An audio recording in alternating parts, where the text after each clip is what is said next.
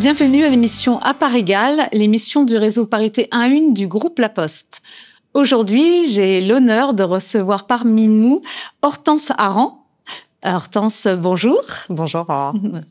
Hortense, vous êtes une ancienne grand reporter de guerre, et vous êtes créatrice de Fleurs d'ici. Alors j'ai envie de vous poser la question, Hortense, comment on passe de reporter de guerre aux fleurs? Alors la fleur au fusil, c'est une expression, mais comment on passe de la guerre à la fleur? D'abord, merci pour l'invitation, je suis ravie d'être là. Et donc, effectivement, moi j'ai un parcours assez atypique. J'ai commencé par être grand reporter, mais pas pour n'importe qui, puisque je travaillais pour la BBC. Ouais. Et la BBC, c'est, comme chacun sait, le service public mondial de l'information. Ouais. Donc avec une mission quand même d'éducation populaire, etc., qui est très forte.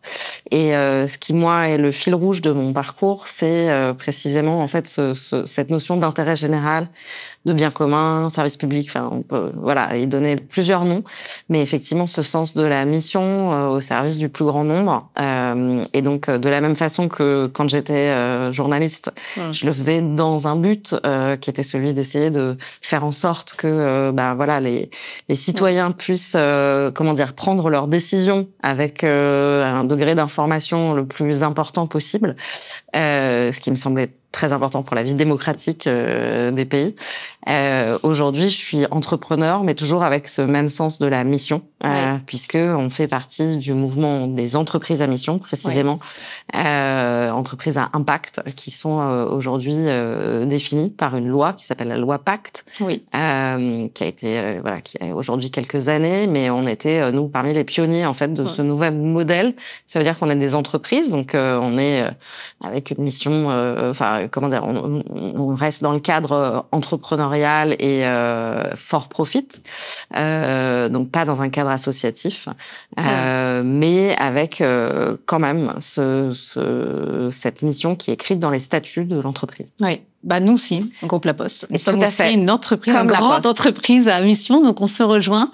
Et évidemment, comme toutes les postières et les postiers, qu'on se force sens de l'intérêt général, donc on partage, et merci d'avoir accepté aussi de témoigner, parce que je pense qu'on a des choses vraiment à prendre de vous, de votre parcours très intéressant.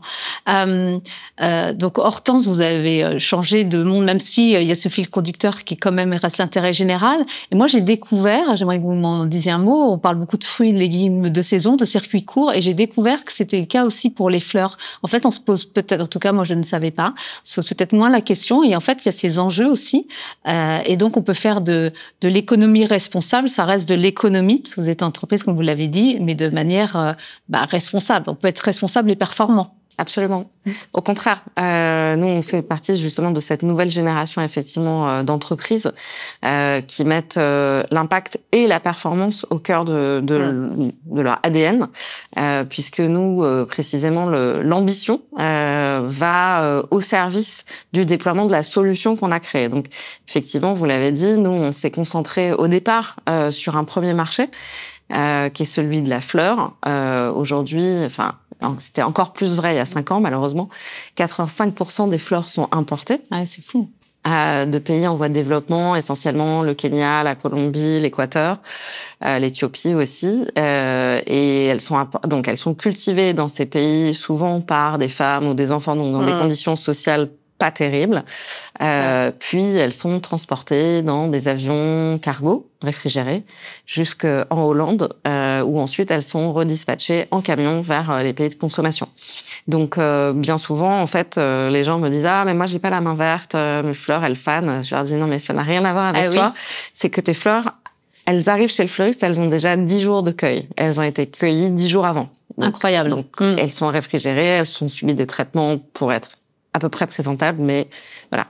Et après, en plus, le choc thermique, puisqu'elles sortent de frigo et on les met chez soi où il fait une température plutôt aux alentours de 20 degrés, forcément, c'est les fleurs fanent. Donc, nous, ce qu'on a souhaité faire, effectivement, c'était essayer de proposer une solution pour remettre au goût du jour, déjà, les fleurs locales et de saison. C'est ça, la baseline de Fleurs d'ici, c'est local et de saison.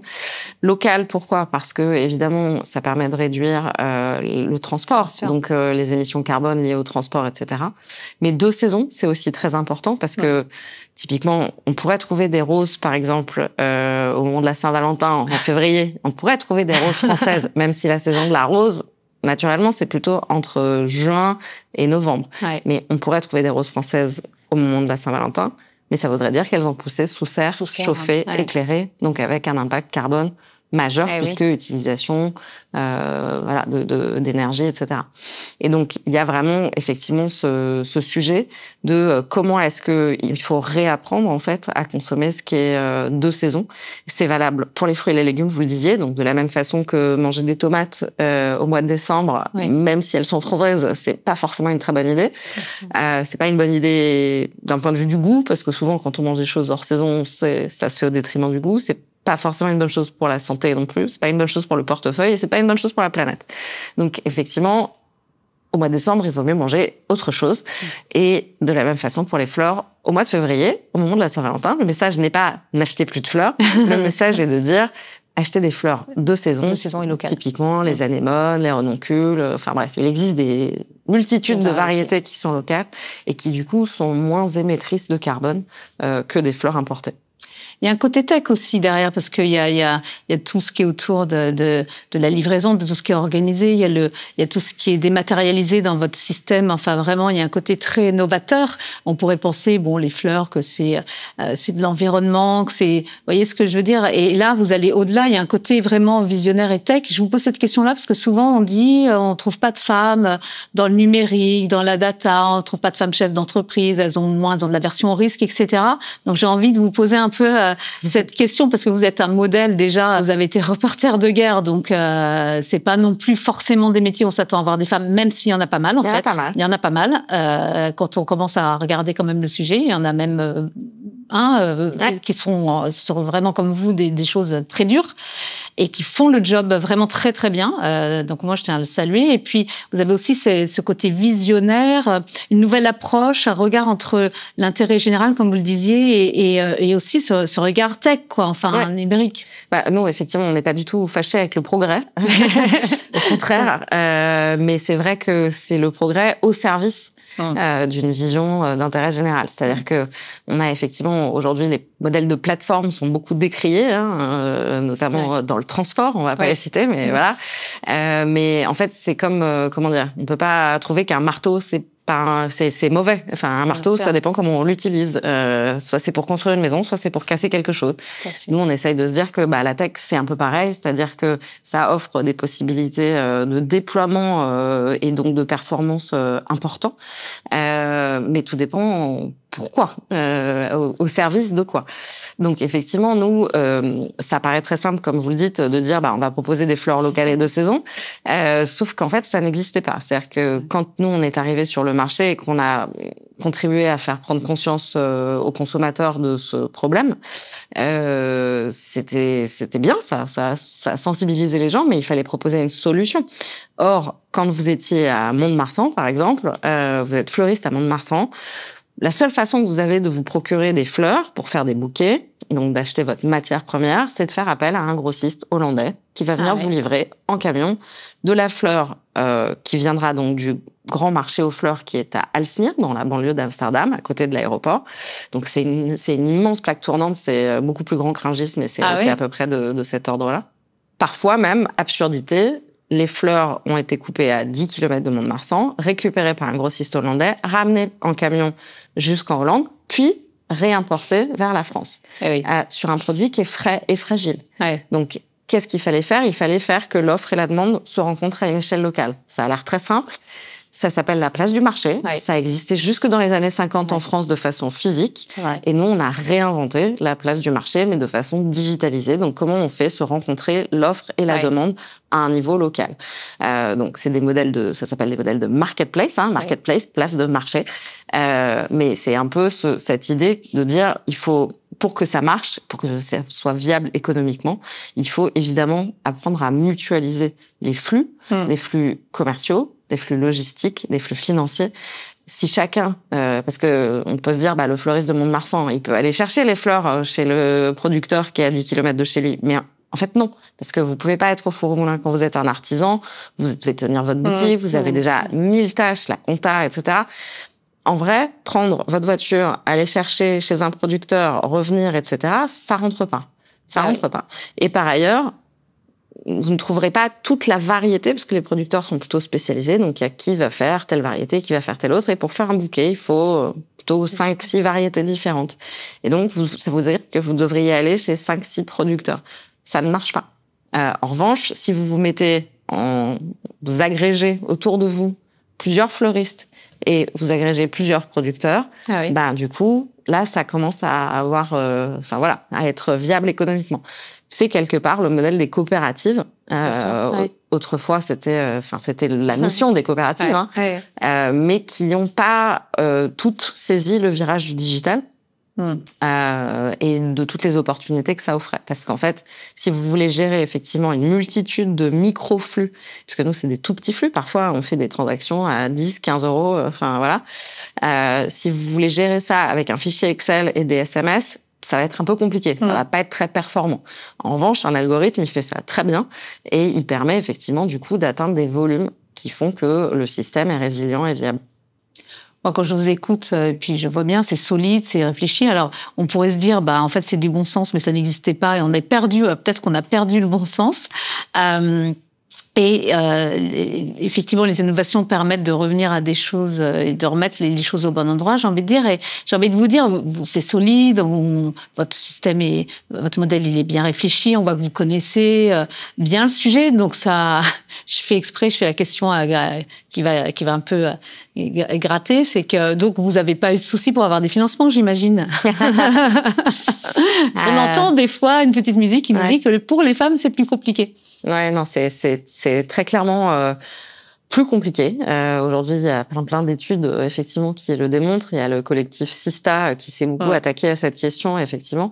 Aujourd'hui, 95% des fonds levés le sont par des hommes. Donc, ça veut dire que les femmes lèvent 5% des fonds disponibles. Donc, effectivement, il y a un vrai décalage dans l'accès au financement entre les hommes et les femmes. Pourquoi ? Parce que essentiellement, en fait, dans les fonds, il y a très peu de femmes qui sont. Alors, il y a des femmes, mais qui sont pas toujours en situation d'être décisionnaire. Donc, nous, on l'a pu le constater. Il y avait une grosse appétence des femmes qui étaient analystes, etc., sur notre dossier, parce il y a une dimension en plus très concrète, très évidente. Donc, grosse appétence. Mais après, au moment où on arrivait, en fait, au niveau des comités d'investissement, ça se compliquait.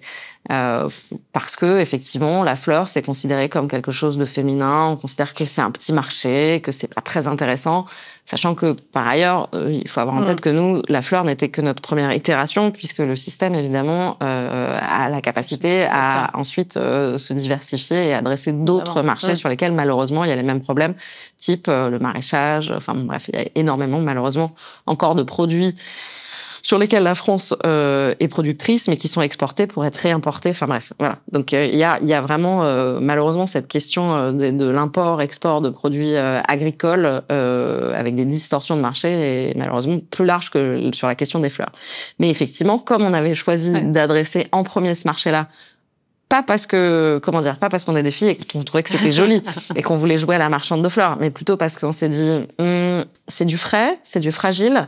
Si on arrive à gérer les questions de logistique sur un produit qui est aussi exigeant, on saura le faire sur à peu près tout. Parce qu'en gros, même la marée, même le poisson, c'est quelque part probablement plus facile que de faire de la fleur qui doit voyager en eau. Enfin bref, il y a des contraintes logistiques très complexes autour de ce marché-là. Et donc, effectivement, on s'était dit, non, au contraire, on va faire l'Everest par la face nord, et comme ça, derrière, tout ira bien. Et c'est pas du tout comme ça que ça a été perçu, effectivement, par les investisseurs qui trouvaient que c'était mignonnet, mais que c'était pas forcément une question prioritaire. Et quelque part, on peut le comprendre.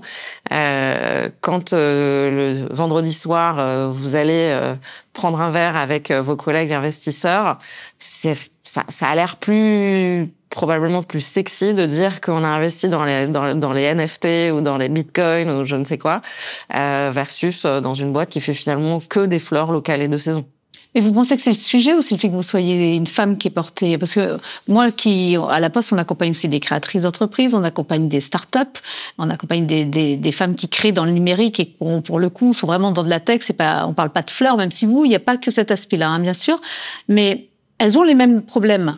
Elles sont parfois sur des sujets vraiment de financement et de technique, quoi, j'entends. Et elles ont les mêmes problèmes que vous. Donc j'ai l'impression que c'est pas tant le sujet que le porteur ou la porteuse. Je pense que déjà, les femmes et les hommes ne parlent pas la performance de la même façon. Et c'est vrai que moi, d'ailleurs, c'est quelque chose sur lequel je suis allée chercher de l'expertise sur comment est-ce que je devais apprendre à parler cette langue de la performance avec un accent plus masculin. Donc, effectivement, il y a ça.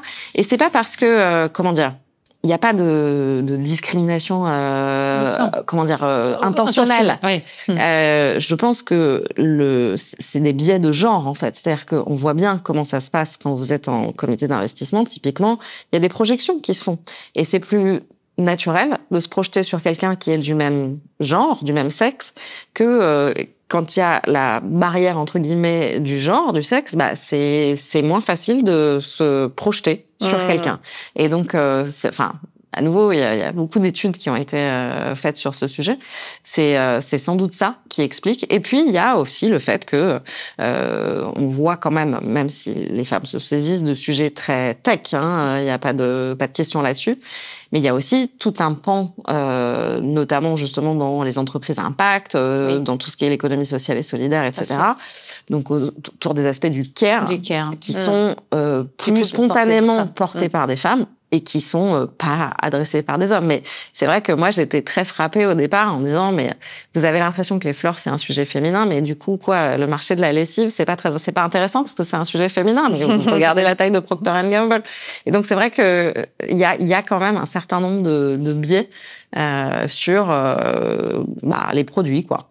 Et du coup, sur ces biais, est-ce que vous pensez, enfin nous, on y croit un peu, en tout cas dans le groupe, c'est pour ça le fer de lance, c'est vraiment d'arriver à de la parité à tous les niveaux et dans la société. Et cette parité, se dire autant d'hommes ou de femmes, en tout cas avoir cette mixité partout. Et d'avoir d'ailleurs des hommes aussi dans des milieux où il y a plus tôt des femmes.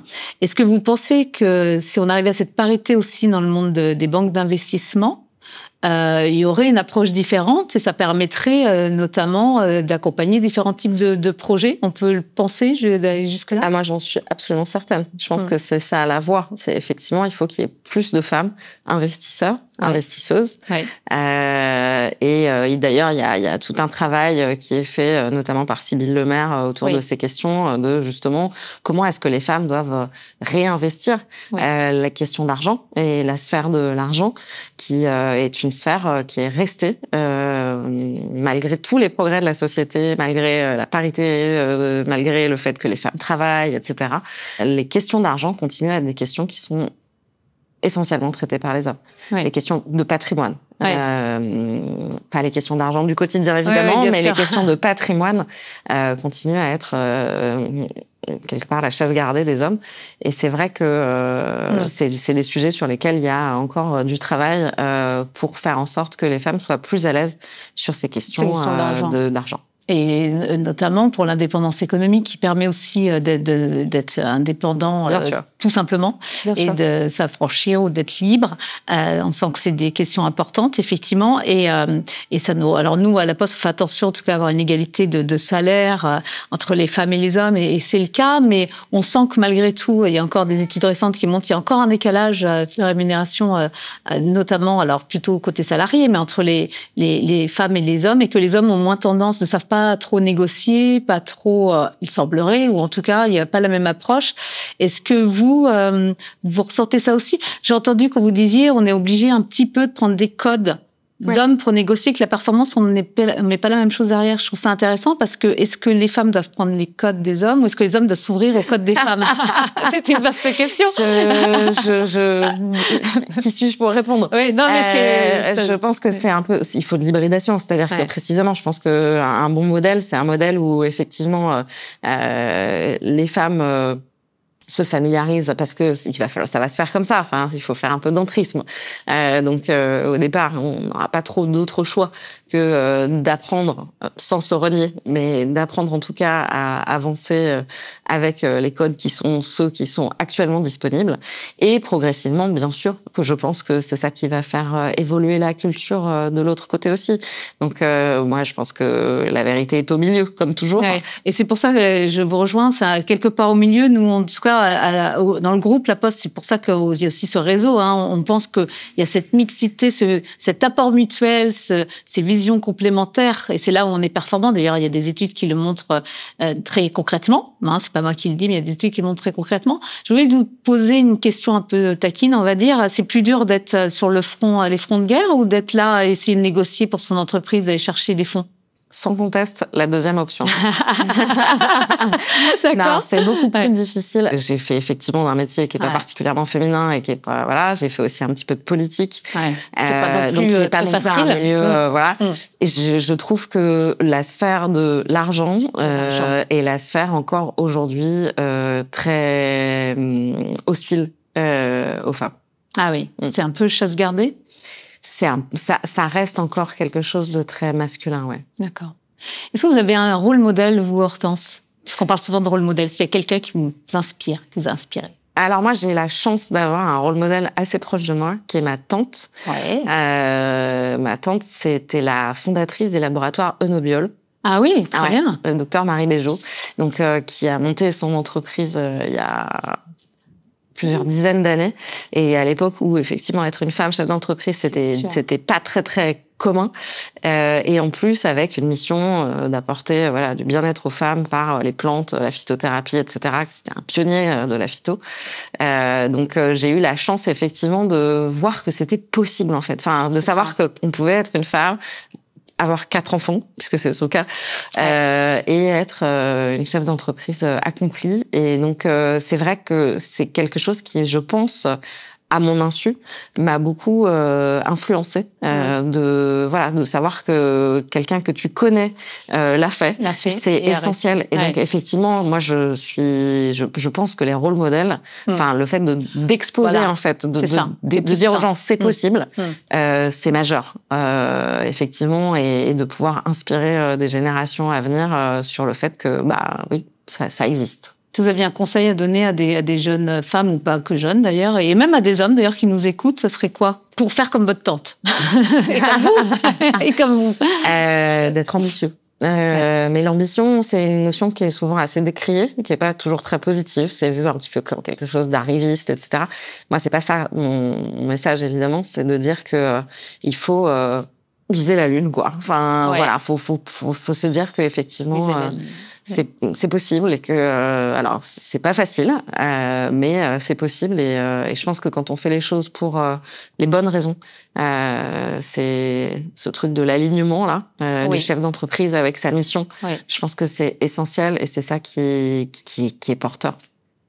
Merci beaucoup, Hortense. On sent en tout cas que, enfin, c'est très inspirant parce que d'être aligné, et je vous rejoins, quand on est aligné, tout s'ouvre, tout est possible, et quand on y croit, et ce sens, vous le transmettez de l'intérêt général. On peut faire de l'intérêt général, faire du bien, et en même temps faire du business. Je crois que c'est très marquant. Nous, on y croit beaucoup. C'est aussi notre modèle, évidemment, à La Poste. Donc, merci pour cet échange et pour toutes ces pépites que vous nous avez données, toutes ces fleurs. Donc, en tout cas, disons-le avec des fleurs, j'ai envie de dire, mais merci beaucoup Hortense pour cet échange. Merci, au revoir.